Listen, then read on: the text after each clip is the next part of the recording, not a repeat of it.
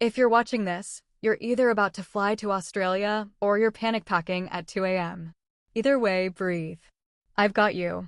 I was looking for information on how to prepare to arrive in Australia, but it seemed like nobody tells about the important things from the visa application to the prep before the flight. We're scattered all over the web. That's why I've compiled everything I've learned during the last 2 years since I got my first Aussie visa, so you can save time and stress. Think of this video as your pre-Australia pep talk. No boring lectures, no matter your nationality, no panic, just the things first-time travelers and tourists actually need to know before landing in Australia. Let's go.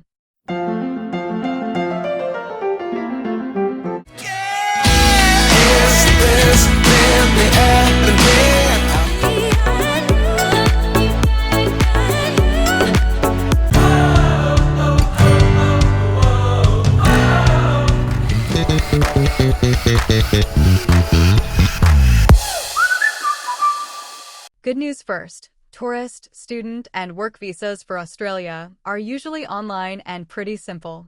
There are many websites of intermediaries, third-party websites, and apps that you can download to get the visa, but I truly suggest to apply through the official Australian immigration website only.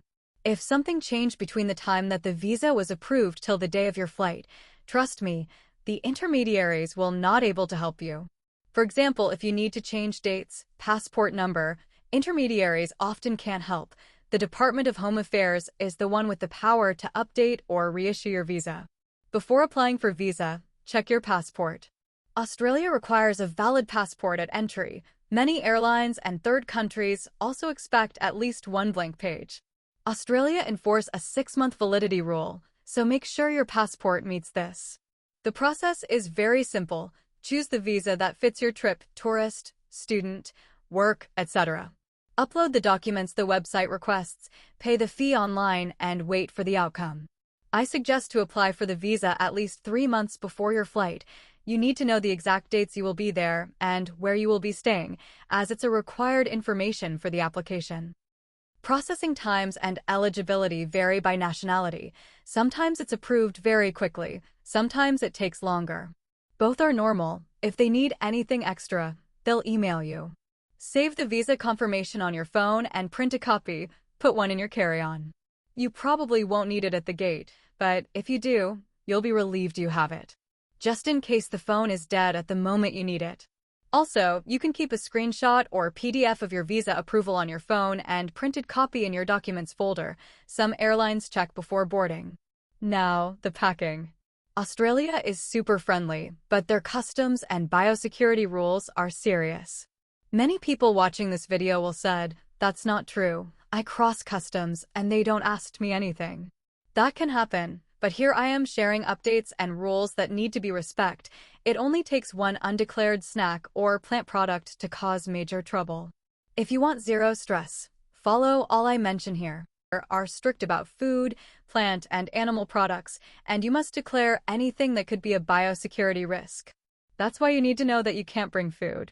Not snacks, not fruit, not homemade things, not something you packed just in case. And don't take food from the plane into Australian customs. Eat before boarding, or buy at the airport if you must. There are plenty of cafes and outlets after you land. Also, and is very important, please try to sleep at the plane and eat every time they serve food. That will help your body to adapt to the Aussie time and have a less chaotic jet lag. Trust me. Just remember, don't pack food from the plane. Enter to any Australian airport with food from the plane is prohibited. So, don't pack anything. By the way, if you want to know how was my experience flying many hours in business class, check my video about it after this one.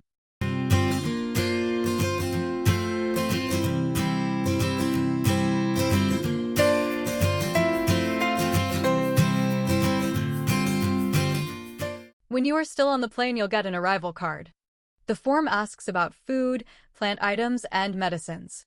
If you're unsure about an item, declare it on the arrival card. Declaring is safe. Not declaring can cost you fines. Also, you will see inspectors' dogs near you while you arrive to immigration. This is because Australia is very strict about drugs. Be honest on the form. They already know everything anyway. If you carry more than 10,000 Australian dollars or equivalent, you must declare it. I suggest, for tourist purpose, travel with minimum cash and your international credit card. Australia is card-friendly, and with the banking you can tap and pay everywhere. Bring one card with low or no foreign transaction fees, plus a small amount of Aussie cash for markets or small vendors. If you're carrying large sums of cash, check official declaration requirements before travel. About your medicine kit, bring a basic medicine kit, painkillers, cold medicine, allergy tablets, motion sickness pills, all good. In Australia, some medicines are prohibited and they are normal in other countries, for example the acetaminophen, for headaches. Instead, you can pack paracetamol. If unsure about which substance are prohibited, I'm linking in the description below the official Australian immigration website, where you can find the list of prohibited items. But here I will tell you how you will not have any issue. You need to keep medicines in original packaging, bottle, or original box. Don't carry loose pills in a plastic bag or in a daily organizer. If it's prescription medicine, like something that is not for the normal flu, indigestion, or fever, you need to bring the prescription and a doctor's note in English explaining why you need it. If a medicine looks unusual or controlled, customs will treat it like it's suspicious, so documentation is your best friend. If you don't want to pack for a flu or fever you may not catch, you can always buy them at any supermarket when you arrive there, but it's always good to carry with you some. And also, bring the doctor's note in English, not in other language. Something you need to know, wipe the soles. Sounds odd, but it matters. Soil and mud can carry pests and microorganisms. If the soles of your shoes are dirty, clean them before you arrive. The shoes you are wearing for enter to Australian territory need to be clean.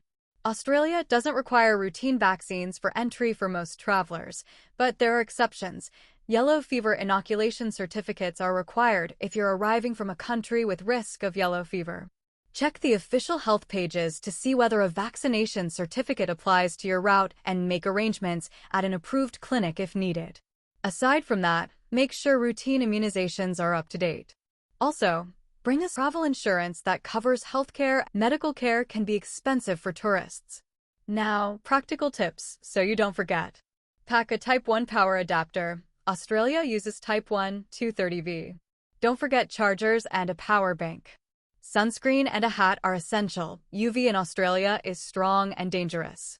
Lightweight layers and a rain jacket depending on where you're headed. If you plan to drive, remember left-hand traffic and check whether you need an international driving permit.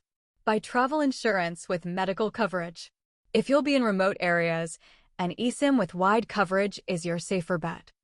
Well, once you land after a very long flight, I have another video with the one and only quick checklist you need, explain in detail about arrivals and departures in Australia Airport, plus transportation, how to get eSIM, and all you need. So stay in tune to my Aussie playlist updates. Anyway, I will mention here brief. Passport, check validity, and any requirements for your nationality.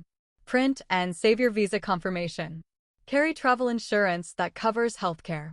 Keep copies of prescriptions, doctor notes, bookings, and return and onward ticket. Immigration officers sometimes ask for proof of your stay or onward travel. Baggage claim, so don't forget to check that the label of your suitcases have your last names.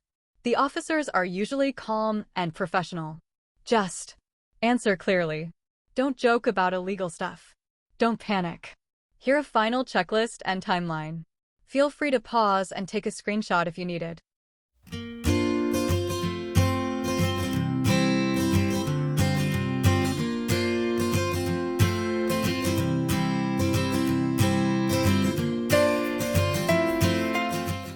Remember, you'll be fine.